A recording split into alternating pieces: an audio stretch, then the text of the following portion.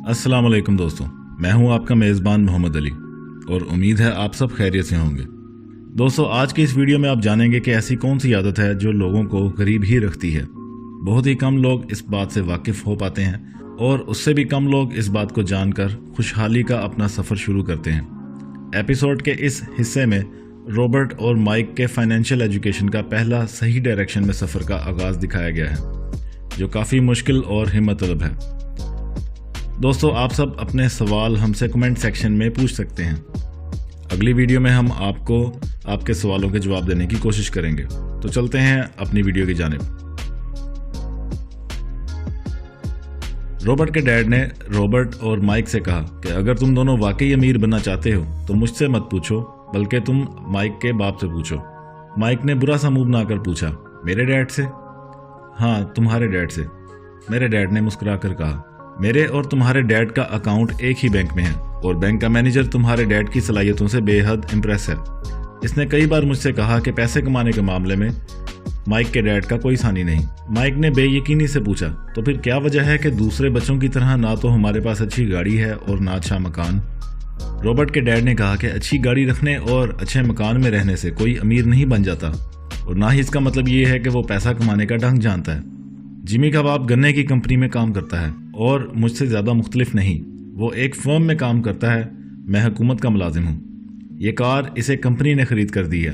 आजकल गन्ने की जिस फर्म में वो मुलाजिम है माली मुश्किलात से दो चार है और हो सकता है जल्द ही इसकी मुलाजमत ख़त्म हो जाए। लेकिन माइक, तुम्हारा बाप मुख्तलिफ है। वो एक मालियाती सनत बनाने में लगा हुआ है और अगर मेरा अंदाज़ा गलत नहीं तो जल्द ही वो एक बहुत दौलतमंद शख्स बन जाएगा।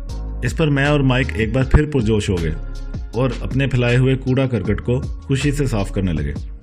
इस दौरान हम बात कर रहे थे कि कब और कहाँ माइक के डैड से मिला जाए। मुसीबत ये थी कि माइक के डैड अपने काम में बहुत मसरूफ़ रहते थे और रात देर तक वापस आते थे। इसके डैड का एक जनरल स्टोर था, इसके अलावा एक बिल्डिंग कंपनी थी और बहुत से स्टोर थे और वो 3 रेस्टोरेंट का मालिक भी था और इन रेस्टोरेंट्स की बदौलत इसे घर आने जाने में देर होती थी। सफाई के बाद माइक अपने घर चला गया। माइक ने वादा किया कि जब उसके डैड घर आएंगे तो वो उनसे बात करेगा और यूं ही अपने डैड से बात कर लेगा तो वो मुझे फ़ोन करके बताएगा। रात 8:30 बजे फ़ोन की घंटी बजी। रॉबर्ट ने फ़ोन उठाया तो माइक ने कहा कि मैंने बात कर ली है और अगले हफ्ते हम मुलाकात कर सकते हैं। रॉबर्ट लिखते हैं कि हफ्ते को सुबह 7:30 बजे मैं माइक के घर जाने के लिए बस पर सवार हो गया। माइक और मैं माइक के डैड से सुबह 8 बजे मिले। वो इस वक्त बहुत मसरूफ़ थे। मैं उनके छोटे से ऑफिस में दाखिल हुआ। माइक पहले से वहाँ मौजूद था। ऑफिस छोटा मगर साफ़ सुथरा, लेकिन फर्नीचर बहुत पुराना था। माइक ने मुझे बताया कि डैड फ़ोन पर किसी से बात कर रहे हैं और हमें पिछले सहन में इंतज़ार करने को कहा है। जब हम पिछले सहन को जाने लगे तो हमने देखा कि ऑफिस के साथ ही कुछ औरतें और एक मर्द बैठा हुआ था। वो आदमी मजदूरों के लिबास में था। मैंने माइक से पूछा कि ये लोग कौन हैं। माइक ने जवाब दिया कि ये मेरे डैड के लिए काम करते हैं। वो जो आदमी तुमने देखा था वो मेरे डैड के जनरल स्टोर का इंचार्ज है और ये औरतें रेस्टोरेंट की मैनेजर्स हैं। और जिस आदमी को तुमने पिकअप ट्रक में जाते देखा था वो मेरे डैड की कंपनी का कंस्ट्रक्शन सुपरवाइज़र है, जो यहाँ से 50 मील के फासले पर सड़क की तामीर करवा रहा है। एक दूसरा सुपरवाइज़र हमारे आने से पहले ही जा चुका है। मैंने माइक से पूछा कि क्या यहाँ हर वक्त ऐसी ही गहमा गहमी रहती है? माइक ने कहा, ज़्यादातर नहीं, लेकिन अक्सर यहाँ पर ऐसा ही माहौल रहता है। मैंने माइक से पूछा कि क्या तुमने अपने डैड से रुपया कमाने का तरीका बताने की बात की है? तो उसने जवाब दिया कि मैंने पूछा था। पहले तो वो मुस्कुराए और फिर कहने लगे कि वो हमें एक ऑफ़र कर सकते हैं। क्या तुम्हें ऑफ़र के बारे में मालूम है? मैंने पूछा। माइक ने कहा, नहीं, लेकिन जल्द ही हमें पता लग जाएगा। अचानक माइक के डैड अंदर दाखिल हुए। माइक के डैड ने पूछा, क्या तुम दोनों तैयार हो? हम दोनों ने सर हिलाकर हाँ में जवाब दिया। माइक के डैड एक लंबे चौड़े आदमी थे और मेरे डैड से 5 साल बड़े थे। उन्होंने पूछा कि माइक कह रहा था कि तुम पैसे कमाना चाहते हो, क्या ये बात सच है? मैंने कहा, जी बिल्कुल। उन्होंने कहा कि मेरी ऑफ़र ये है कि मैं तुम्हें पढ़ाऊँगा, मगर ये पढ़ाई स्कूल की तालीम जैसी नहीं होगी। तुम मेरे लिए काम करोगे और मैं तुम्हें सिखाता रहूँगा। अगर तुम मेरे लिए काम नहीं करते तो मैं तुम्हें नहीं पढ़ाऊँगा। काम के दौरान तुम जल्दी सीख जाओगे। अगर तुम बैठकर सुनते रहो तो उससे कोई फ़र्क नहीं पड़ेगा। अब ये तुम पर है कि इस ऑफ़र को कबूल करते हो या इनकार करते हो। मैंने कहा कि क्या मैं सवाल पूछ सकता हूँ? انہوں نے کہا نہیں کوئی سوال نہیں، ابھی اور اسی وقت اپنا جواب دو، میں ایک مصروف آدمی ہوں اور میرے پاس وقت نہیں، اور اگر تم وقت پر فیصلہ نہیں کر سکتے تو تم پیسہ نہیں کما سکتے، تم موقع کی تلاش میں تھے، میں نے تمہیں موقع دیا۔ میں نے جواب دیا کہ مجھے قبول ہے۔ مائک نے کہا کہ مجھے بھی قبول ہے۔ بہت اچھا، مائک کے ڈیڈ نے کہا، 10 منٹ میں مسز مارٹن یہاں پہنچنے والی ہیں، جب میں اسے بات کر لوں تو تم دونوں ان کے ساتھ چلے جانا، تم سٹور میں کام کرو گے اور تمہیں 10 سینٹ فی گھنٹہ کے حساب سے مزدوری ملے گی، اور تم ہفتے والے دن 3 گھنٹے کے لیے کام کر سکو گے۔ اس دور میں 10 سینٹ فی گھنٹہ کے حساب سے مزدوری بہت کم تھی۔ دوستو، آپ کی وضاحت کے لیے بتانا چاہیں گے کہ $1 میں 100 سینٹ ہوتے ہیں۔ رابرٹ کہتے ہیں کہ میں نے مائک کے ڈیڈ سے کہا کہ لیکن آج تو میرا فٹ بال کا گیم ہے۔ مائک کے ڈیڈ ایک دم سیریس ہو کر بولے، تو پھر تم انکار کر دو۔ میں نے جواب دیا کہ نہیں، میں کام کروں گا۔ اس کے بعد جب مسز مارٹن آئیں تو ہم ان کے ساتھ چلے گئے۔ مسز مارٹن ایک نیک دل خاتون تھیں، وہ ہمیں دیکھ کر ہمیشہ کہتی ہیں کہ اسے اپنے 2 بیٹے یاد آ جاتے ہیں جو بڑے ہو کر اسے چھوڑ گئے تھے۔ بے شک وہ نرم دل تھیں، مگر محنت پر اسے یقین تھا اور وہ ہم سے خاصی مشقت کرواتیں۔ 3 گھنٹے تک مسلسل ہم نے فوڈ کے ٹنس کو اٹھا کر صاف کیا اور واپس ان کی جگہ پر رکھا۔ مائک کے ڈیڈ، جن کو میں رچ ڈیڈ کا نام دیتا ہوں، ان کے اسی طرح کے 9 فوڈ سٹور سے جن کے ساتھ بڑی بڑی کار پارکس تھیں۔ 3 ہفتوں تک ہم باقاعدگی سے مسز مارٹن کے پاس حاضری دیتے رہے اور 3 گھنٹے کام کرتے رہے۔ دوپہر تک ہمارا کام ختم ہو جاتا اور وہ ہمارے ہاتھ میں 10 سینٹ کے 3 سکے تھما دیتی۔ ان دنوں کامک بکس کی قیمت 10 سینٹ تھی، لہٰذا میں ان پیسوں سے چند کامک بکس خریدتا اور گھر چلا جاتا۔ چوتھے ہفتے کے دوران میں کام چھوڑنے پر تیار ہو گیا۔ میں صرف اس لیے اس کام پر راضی ہوا تھا کہ میں مائک کے ڈیڈ سے پیسہ کمانے کا طریقہ سیکھنا چاہتا تھا، اور اب حالت یہ تھی کہ میں 10 سینٹ گھنٹے کا غلام بن کر رہ گیا تھا، اور اس دوران مائک کے ڈیڈ ایک بار بھی ہم سے ملنے نہیں آئے۔ دوپہر کا کھانا کھاتے وقت میں نے مائک سے کہا کہ میں یہ کام چھوڑنے لگا ہوں، میری اب اس کام میں دلچسپی نہیں رہی اور میری فٹ بال کا گیم بھی مس ہو جاتا ہے، مجھے صرف 30 سینٹ ملتے ہیں۔ مائک نے مسکرا کر مجھے دیکھا۔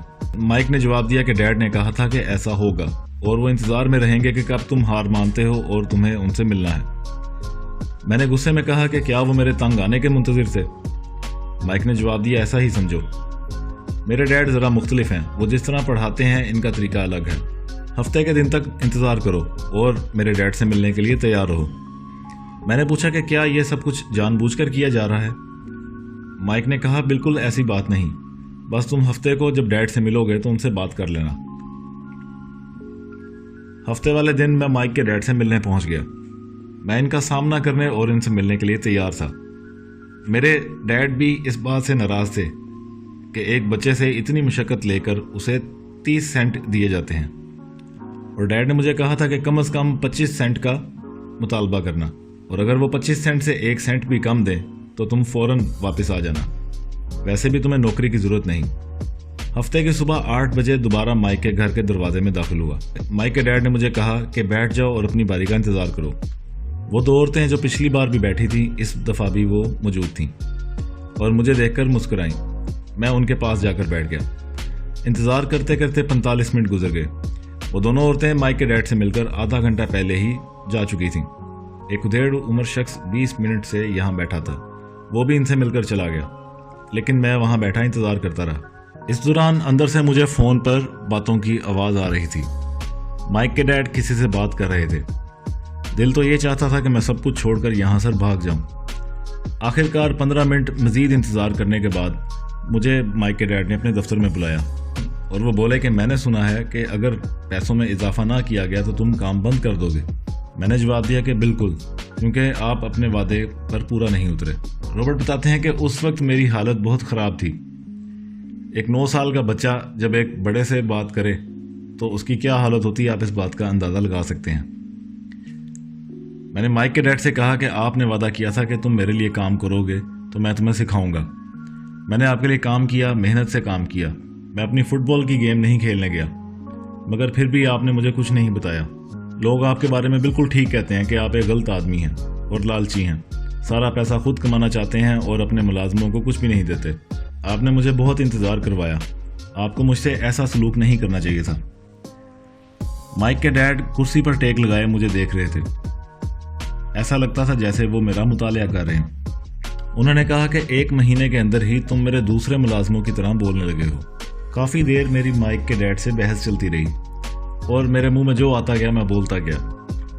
جب میں بول کر چپ ہوا تو مائک کے ڈیڈ نے کہا کہ اب تم بالکل ان لوگوں کے لہجے میں بات کر رہے ہو جو تم سے پہلے مجھ سے مل کر گئے تھے، وہ لوگ جنہیں یا تو میں نے نکال دیا یا خود ہی بھاگ گئے۔ میں نے کہا کہ آپ نے مجھے بالکل بھی نہیں پڑھایا اور 4 ہفتے کام کرنے کے باوجود آپ مجھ سے ایک بار بھی نہیں ملے۔ مائک کے ڈیڈ نے کہا کہ تمہیں کیسے معلوم کہ میں نے تمہیں نہیں پڑھایا؟ کیونکہ آپ نے مجھ سے بات نہیں کی۔ 3 ہفتے گزر گئے اور آپ مجھ سے ایک بار بھی نہیں ملے۔ مائک کے ڈیڈ نے کہا کہ کیا پڑھائی صرف بات چیت کر کے ہی ہوتی ہے؟ میں نے کہا بالکل، اسکول میں تو ہم ایسے ہی پڑھتے ہیں۔ مائک کے ڈیڈ نے مسکرا کر مجھے کہا کہ لیکن زندگی اس طرح نہیں سکھاتی۔ میرے خیال میں زندگی بہترین استاد ہے۔ زیادہ تر یہ تم سے بات چیت نہیں کرتی، بس یہ ادھر ادھر دھکیلتی ہے اور ہر دھکے کے ساتھ زندگی کہتی ہے کہ جاگو، میں تمہیں کچھ سکھانا چاہتی ہوں۔ مائک کے ڈیڈ کیا کہہ رہے تھے مجھے کچھ سمجھ نہیں آ رہی تھی۔ زندگی کیسے دھکیلتی ہے اور کیسے بات کرتی ہے؟ انہوں نے مزید کہا کہ اگر زندگی سے سبق سیکھو گے تو بہتر ہوگا، اگر ایسا نہیں کرو گے تو پھر یہ تمہیں ادھر ادھر دھکیلتی رہے گی۔ لوگ 2 کام کرتے ہیں، کچھ تو زندگی کو کھلا چھوڑ دیتے ہیں کہ وہ انہیں یہاں وہاں لٹکاتی پھرے، اور کچھ غصے میں آ کر جوابی دکھا دیتے ہیں۔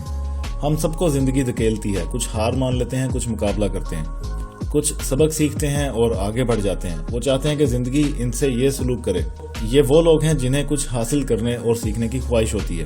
وہ سیکھتے ہیں، آگے بڑھ جاتے ہیں، کچھ ہتھیار ڈال دیتے ہیں اور کچھ تمہاری طرح آگے سے مقابلہ کرتے ہیں۔ اگر تم یہ سبق جلدی سیکھ لو تو ایک عقل مند اور دولت مند اور خوشحال نوجوان بن جاؤ گے، ورنہ بقایا زندگی اپنی نوکری اور تھوڑی تنخواہ کے لیے اپنے مالک کو کوستے رہو گے۔ تمام زندگی تم اس عظیم موقع کی راہ دیکھتے رہو گے جو تمہارے مالی مسائل کو حل کرے گی۔ رچ ڈیڈ نے میری طرف دیکھا کہ کیا میں ان کی بات سن رہا ہوں۔ میں سمجھ چکا تھا کہ وہ ٹھیک کہہ رہے ہیں، ان پر الزام لگانا فضول ہے، جبکہ میں خود ہی ان کے پاس آیا تھا اور میں ان سے لڑ رہا تھا۔ انہوں نے مجھ سے کہا کہ کیا تم ایسے آدمی تو نہیں جو ذرا سی مشکل پر حوصلہ ہار دیتے ہو؟ اس صورت میں تم تمام زندگی محفوظ پچ پر کھیلتے رہو گے، صحیح کام کرو گے اور اچھے دنوں کا انتظار کرتے رہو گے جو کبھی نہیں آئیں گے، اور ایک بیکار بوڑھے بن کر اس دنیا سے رخصت ہو جاؤ گے۔ تمہارے بہت سے دوست ہوں گے جو محض تمہیں اس لیے پسند کریں گے کہ تم ایک اچھے محنتی انسان تھے، مگر سچ تو یہ ہے کہ زندگی نے دھکے دے کر تمہیں اپنے سامنے جھکا لیا۔ در حقیقت تم خطرے مول لینے سے ڈرتے تھے۔ تم جیتنا چاہتے تھے مگر ہار کا خطرہ جیتنے کی خوشی سے زیادہ تھا۔ صرف تم جانتے ہو کہ تم نے کوشش نہ کی، تم نے ہمیشہ محفوظ رہ کر کھیلا۔ تو دوستو، اس کے ساتھ ہی ہماری آج کی ویڈیو اختتام کو پہنچتی ہے۔ امید ہے کہ آپ نے اس سے بہت کچھ سیکھا ہوگا۔ جلد ہی ایک نئی ویڈیو کے ساتھ آپ کی خدمت میں حاضر ہوں گے۔ تب تک کے لیے اپنا اور خود سے جڑے ہوئے لوگوں کا خیال رکھیے۔ خدا حافظ۔